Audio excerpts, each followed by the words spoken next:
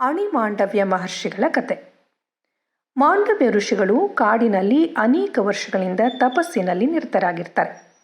ಅದೇ ಸಮಯಕ್ಕೆ ಒಂದಷ್ಟು ಕಳ್ಳರು ನಗರದಲ್ಲಿ ಕೊಳ್ಳೆ ಹೊಡ್ಕೊಂಡು ಆ ಋಷಿ ಇದ್ದ ಆಶ್ರಮದ ಬಳಿಗೆ ಬಂದಿರ್ತಾರೆ. ಅವರನ್ನು ಅಟ್ಟಿಸ್ಕೊಂಡು ಬರ್ತಿದ್ದಂತಹ ರಾಜಭಟರು ಕೂಡ ಅದೇ ಆಶ್ರಮವನ್ನು ಪ್ರವೇಶ ಮಾಡ್ತಾರೆ.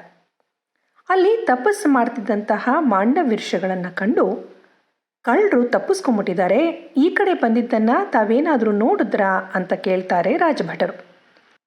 ಋಷಿಗಳು ಸುಮ್ಮನೆ ಇರ್ತಾರೆ. 3-4 ಬಾರಿ ಅದೇ ಪ್ರಶ್ನೆಯನ್ನು ಕೇಳಿದಾಗಲೂ ಅವರಿಂದ ಏನೂ ಉತ್ತರ ಬಾರದಿದ್ದಾಗ ಭಟರು ತಾವೇ ಒಳಕ್ಕೆ ಹೋಗಿ ಆಶ್ರಮವನ್ನೆಲ್ಲ ಹುಡುಕಾಡ್ತಾರೆ. ಅಪಾರ ನಗ ನಾಣ್ಯಗಳೊಂದಿಗೆ ಕಳ್ಳರು ಅವಿತು ಕುಳಿತಿದ್ದನ್ನು ನೋಡಿ ಅವರನ್ನು ಸೆರೆ ಹಿಡ್ಕೊಂಡು ಹೊರಗೆ ಬರ್ತಾರೆ.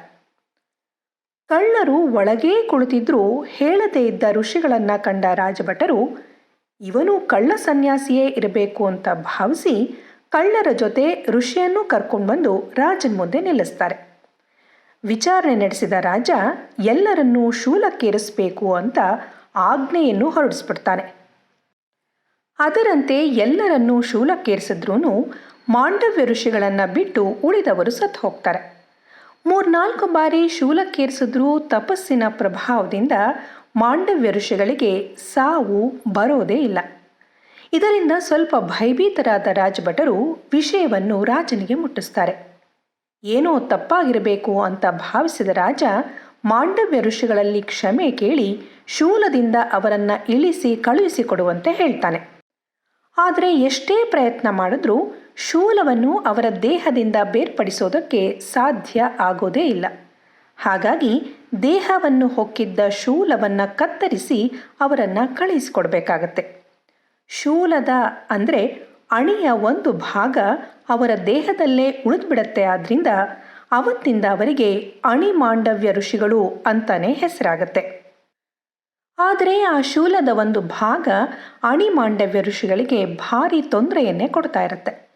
ಯಾವುದೋ ಜನ್ಮದಲ್ಲಿ ಮಾಡಿದ ಯಾವುದೋ ಪಾಪ ಈ ರೀತಿ ಕಾಣಿಸ್ತಿರಬೇಕು ಅಂತ ಅಂದ್ಕೊಂಡು ಅದು ಏನು ಅಂತ ತಿಳ್ಕೊಳ್ಳೋದಕ್ಕೆ ಯಮಧರ್ಮರಾಜನ ಬಳಿಗೆ ಹೋಗ್ತಾರೆ. ಮಹರ್ಷಿಗಳಾದ್ರಿಂದ ಯಾವಾಗ ಬೇಕಾದರೂ ಎಲ್ಲಿಗೆ ಬೇಕಾದರೂ ಹೋಗೋ ಶಕ್ತಿ ಅವರಿಗೆ ಸಿದ್ಧಿಸಿರತ್ತೆ.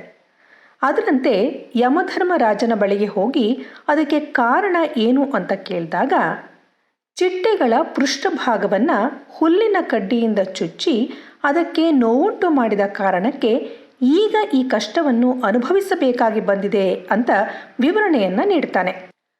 ತಾನು ಯಾವ ವಯಸ್ಸಲ್ಲಿದ್ದಾಗ ಈ ರೀತಿಯ ಕೆಲಸ ಮಾಡಿದ್ದಾಗಿ ಋಷಿಗಳು ಕೇಳಿದಾಗ ಬಾಲಕನಾಗಿದ್ದಾಗ ಮಾಡಿದ ಕೆಲಸವೊಂದು ಹೇಳ್ತಾನೆ ಯಮಧರ್ಮರಾಜ. ಹುಟ್ಟಿದ 12 ವರ್ಷಗಳ ಒಳಗೆ ಮಾಡಿದ ಯಾವ ಕೆಲಸಗಳು ಎಂದಿಗೂ ಅಧರ್ಮ ಆಗೋದಿಲ್ಲ. ಪಾಪ ಪುಣ್ಯ ಧರ್ಮ ಅಧರ್ಮ ತಿಳಿಯದ ವಯಸ್ಸಾಗಿರೋದ್ರಿಂದ ಅದಕ್ಕೆ ಕ್ಷಮೆ ಇರುತ್ತೆ. ಆದರೂ ಈಗ ನಾನು ಅನುಭವಿಸುತ್ತಿರುವ ನೋವಿಗೆ ಹೋಲಿಸಿದ್ರೆ ಅವತ್ತು ನಾನು ಮಾಡಿದ ತಪ್ಪು ಅಷ್ಟು ದೊಡ್ಡದೂ ಆಗಿರಲಿಲ್ಲ.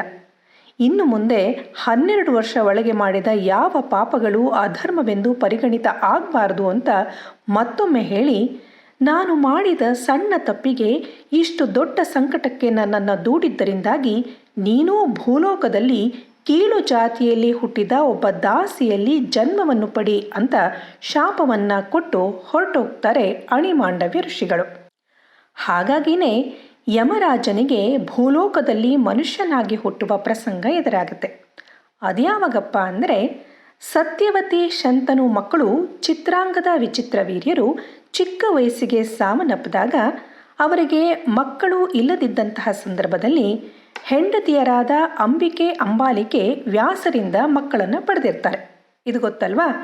ಆದರೆ 3ನೇ ಸಲ ವ್ಯಾಸರಲ್ಲಿ ಹೋಗಿ ಮಗು ಪಡೆಯಲು ಇಷ್ಟ ಆಗದೆ ದಾಸಿಯನ್ನು ಕಳಿಸಿಕೊಟ್ಟಿರ್ತಾರೆ. ಹೌದು ತಾನೆ? ಯಮಧರ್ಮರಾಜನೇ ಆ ದಾಸಿಯಲ್ಲಿ ವಿದುರನಾಗಿ ಜನ್ಮ ತಾಳಿ ಶಾಪವನ್ನು ಅನುಭವಿಸೋದು. ನಮ್ಮ ಮಹಾಭಾರತದಲ್ಲಿ ಹೀಗೆ ವರ ಮತ್ತು ಶಾಪಗಳ ಹಿಂದಿನ ಅದೆಷ್ಟೋ ಕಥೆಗಳನ್ನು ನೋಡಬಹುದು.